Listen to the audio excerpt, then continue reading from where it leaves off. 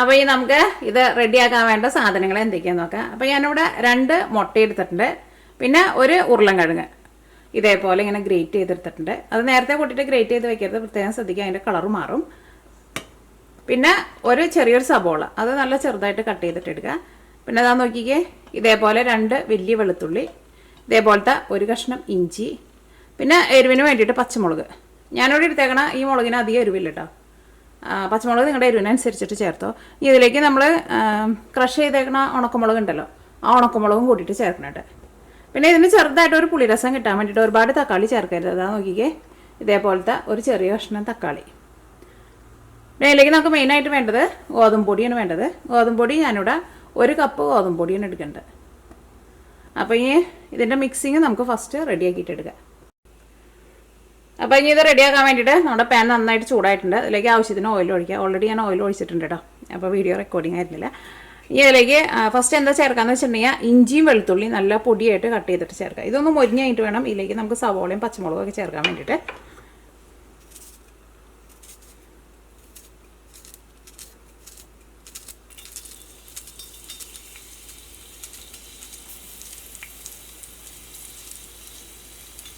അപ്പോൾ ഓയിൽ നിങ്ങൾക്ക് ഇഷ്ടമുള്ള ഓയിൽ ചേർക്കാം കേട്ടോ. കട്ട് ചെയ്തിട്ട് എടുക്കണം, കാരണം ഇഞ്ചിയും വെളുത്തുള്ളിയും ഒന്ന് നന്നായിട്ടൊന്ന് മൊരിയണം. നേരത്തെ വിട്ടിട്ട് കട്ട് ചെയ്യേണ്ട ആവശ്യമില്ല, നമ്മൾ ആ സമയമാകുമ്പോൾ എല്ലാവരും കട്ട് ചെയ്തിട്ടാണ്ട് ഇട്ടിട്ട് പെട്ടെന്ന് നമുക്ക് റെഡിയാക്കിയിട്ട് എടുക്കാം.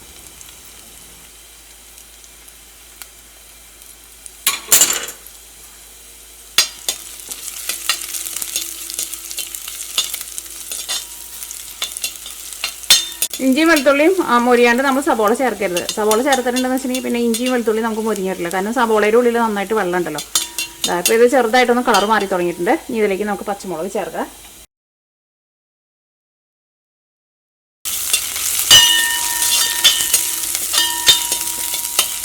ഇതിലേക്ക് സബോള ചേർക്കാം.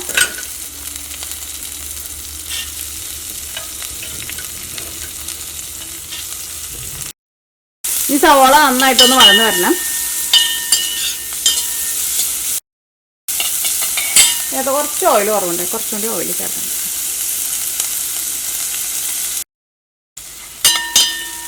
അപ്പോൾ സവോളയും നന്നായിട്ട് വളർന്നിട്ടുണ്ട്. സവോള വഴറ്റിയെടുക്കാന്ന് വെച്ചിട്ടുണ്ടെങ്കിൽ സവോള നന്നായിട്ടൊന്ന് സോഫ്റ്റായിട്ട് വരണം. ഇതിലേക്ക് നമുക്ക് മഞ്ഞൾപ്പൊടി ചേർക്കാം. മഞ്ഞൾപ്പൊടി ചേർക്കുമ്പോൾ പ്രത്യേകം ശ്രദ്ധിക്കുക, ഒരുപാട് ചേർക്കരുത് കേട്ടോ.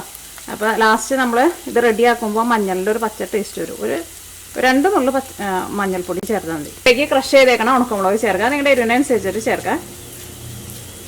എന്നാൽ എൻ്റെ പച്ചമുളകിന് എരിവ് തീരെ ഉണ്ടായിരുന്നില്ല, അപ്പോൾ അതുകൊണ്ടാണ് ഞാനത് ഇത്രയ്ക്ക് ചേർത്തത്. നിങ്ങളുടെ എരിവിനനുസരിച്ച് നിങ്ങൾ ചേർത്തോ.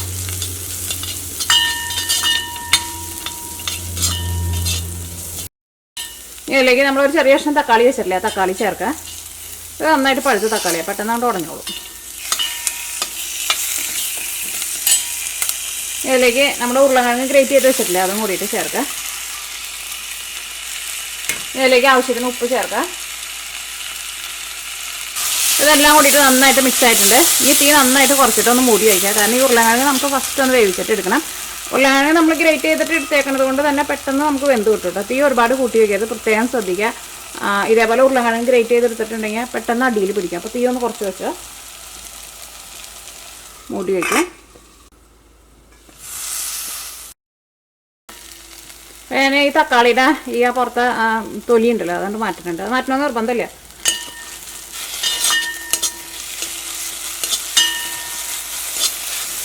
അപ്പോൾ നമ്മുടെ ഉരുളക്കിഴങ്ങും ഇതിനകത്ത് കിടന്നിട്ട് നന്നായിട്ട് വെന്തിട്ടുണ്ട്.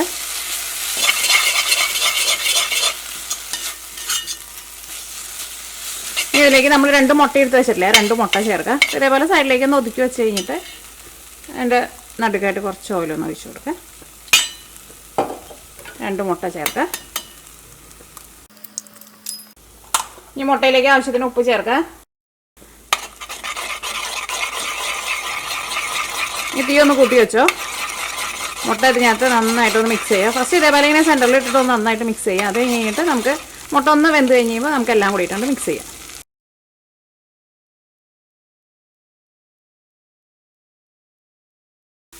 അപ്പോൾ മുട്ട ഇതിനകത്ത് നന്നായിട്ട് മിക്സ് ആയിട്ടുണ്ട്. മുട്ട ആയിരുന്നാലും വെന്തിട്ടുണ്ട്. ഇനി എന്ത് ചെയ്യണമെന്ന് വെച്ചിട്ടുണ്ടെങ്കിൽ ഇതിലേക്ക് നമുക്ക് 1 കപ്പ് ഗോതമ്പ് പൊടി ചേർക്കാം. തീ ഒരുപാട് കൂട്ടി വയ്ക്കണ്ട. 1 കപ്പ് ഗോതമ്പ് പൊടി.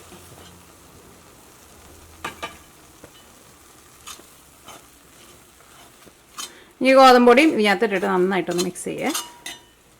അതിപ്പോൾ വലിയ വലിയ കട്ട പോലെ കിടക്കുന്നുണ്ടല്ലോ, അതൊക്കെ ഒന്ന് ഉടയ്ക്കണം കേട്ടോ. അതിങ്ങനെ ഇളക്കുമ്പോൾ അതിൻ്റെ കൂടെ ഈ നമ്മുടെ ഗോതമ്പൊടിയുടെ കൂടെ അങ്ങോട്ട് മിക്സ് ആയിക്കോളും. ആയിട്ട് വരുന്നവരെ തീ പതുക്കെ ഒന്ന് കുറച്ച് വെച്ചോ. അപ്പോൾ നോക്കിക്കേ, ഇതിൻ്റെ കൂടെയാണ് മിക്സ് ആയിട്ട് വരുന്നുണ്ട്. നമ്മൾ ഫസ്റ്റ് നമ്മൾ ഇളക്കിയപ്പോൾ കുറച്ച് വലിയ കട്ട പോലെ ആയിരുന്നല്ലോ. ഇതെല്ലാം കൂടിയിട്ട് നന്നായിട്ടൊന്ന് മിക്സ് ആയിട്ട് വരും.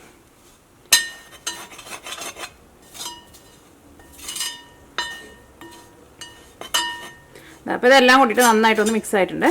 ഇനി ഗോതമ്പൊടി നമുക്ക് ഇതിൻ്റെ കൂടെ ഇട്ടിട്ട് നന്നായിട്ടൊന്ന് വറുത്തിട്ട് എടുക്കാമെന്ന് പറയില്ല, അത്രയ്ക്കാണ്ട് മൊരിയൊന്നുമില്ല. പക്ഷേ ഗോതമ്പൊടി നന്നായിട്ടൊന്ന് ചൂടാക്കിയിട്ട് എടുക്കുക. ഗോതമ്പിൻ്റെ ഒരു പച്ച ഒരു ടേസ്റ്റൊക്കെ ഉണ്ടല്ലോ, ആ ടേസ്റ്റൊക്കെ ഒന്ന് പോകാൻ വേണ്ടിയിട്ട്. അപ്പോൾ ഇതിൻ്റെ കൂടെ മിക്സ് ചെയ്യുമ്പോൾ നമ്മുടെ ഗോതമ്പൊടിക്ക് ആയിരുന്നാലും ഒരു നല്ലൊരു ടേസ്റ്റ് കിട്ടും.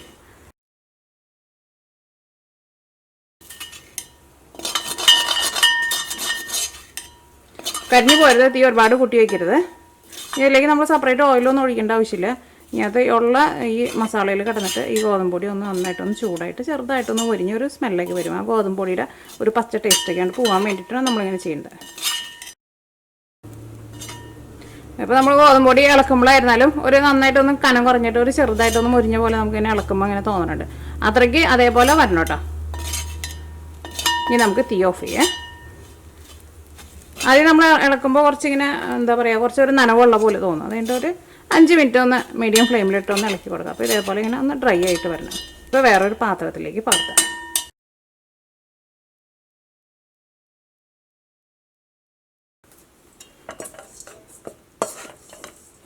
ഇനി നമുക്ക് ഈ മിക്സിങ്ങിലേക്ക് കുറച്ച് മല്ലിയില ചേർക്കുക. നല്ല പൊടിയായിട്ട് കട്ട് ചെയ്തിട്ട് ചേർക്കാം.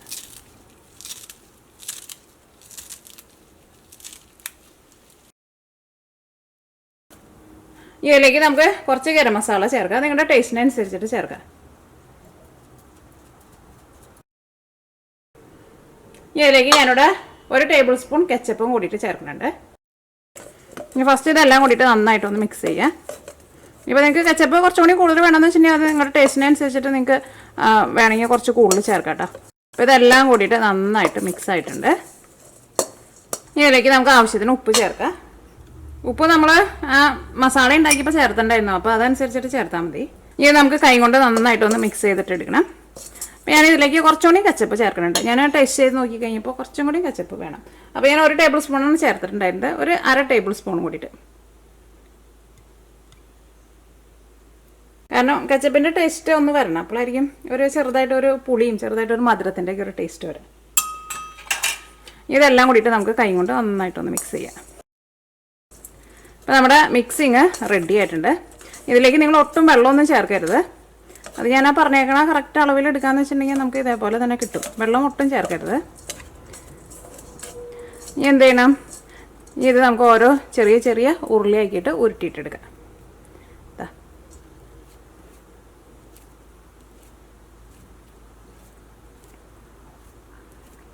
അപ്പോൾ നിങ്ങൾക്ക് വേണമെന്ന് വെച്ചിട്ടുണ്ടെങ്കിൽ ഇതേപോലെ മിക്സിങ് റെഡി ആക്കിയിട്ട് ഫ്രിഡ്ജിൽ എടുത്ത് വയ്ക്കാം കേട്ടോ. ഉണ്ട് ആവശ്യത്തിനനുസരിച്ചിട്ട് ഉണ്ടാക്കിയാലും കുഴപ്പമില്ല. ഫ്രിഡ്ജിൽ വെച്ചാലും ഒരാഴ്ച വരെയൊക്കെയും, കറണ്ട് പോകാത്ത ഫ്രിഡ്ജൊക്കെ ആണെന്ന് വെച്ചിട്ടുണ്ടെങ്കിൽ ഒരാഴ്ച വരെ കേടുവരാണ്ടിരിക്കും. അതേപോലെ ഇങ്ങനെ ചെറിയ ഉരുളയാക്കിയിട്ട് ഉരുട്ടിയിട്ടെടുക്കുക. അപ്പോൾ നമ്മളെല്ലാവരും ഇതേപോലെ ഇങ്ങനെ ഉരുട്ടിയെടുത്തിട്ടുണ്ട്. അപ്പോൾ നമുക്ക് ഇത്രയ്ക്ക് ഇത് വെച്ചിട്ട് ഇപ്പോൾ നമുക്ക് 2, 4, 6, 8, 10 ഇത് വെച്ചിട്ട് ഒരു 13 അല്ലെങ്കിൽ ഒരു 14 കേട്ടോ കിട്ടുക. ഇത് വറുത്തെടുക്കാനുള്ള ഓയിൽ നന്നായിട്ട് ചൂടായിട്ടുണ്ട്. ഇത് നമുക്ക് ഇതിലേക്ക് ഇടാം. തീ ഒരുപാട് കൂട്ടി വയ്ക്കരുത് കേട്ടോ. അപ്പോൾ ഒരു സൈഡ് മുരിഞ്ഞ് കഴിഞ്ഞ് കഴിയുമ്പോൾ മറ്റേ സൈഡും തിരിച്ചിടാം.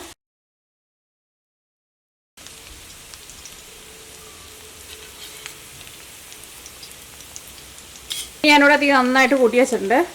കാരണം ഓയിലിൽ നിന്ന് എടുക്കാൻ പോയുള്ളപ്പോൾ തീ നന്നായിട്ടൊന്ന് കൂട്ടി വയ്ക്കുക. കാരണം ഇതിപ്പോൾ 2 സൈഡ് നന്നായിട്ട് മുരിഞ്ഞിട്ടുണ്ട്. ഇതിൻ്റെ ഉൾഭാഗമൊക്കെ ആയിരുന്നാലും അത്യാവശ്യം നന്നായിട്ട് മുരിഞ്ഞിട്ടുണ്ട്.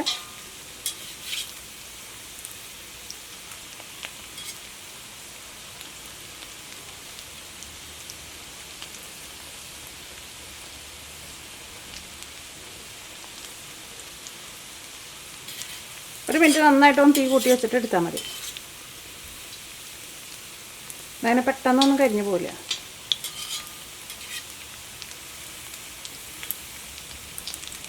ഓക്കെ, ഇത് നമുക്ക് ഓയിലിൽ നിന്ന് എടുക്കാം. വറുത്ത് വരി എടുത്തിട്ടുണ്ട്.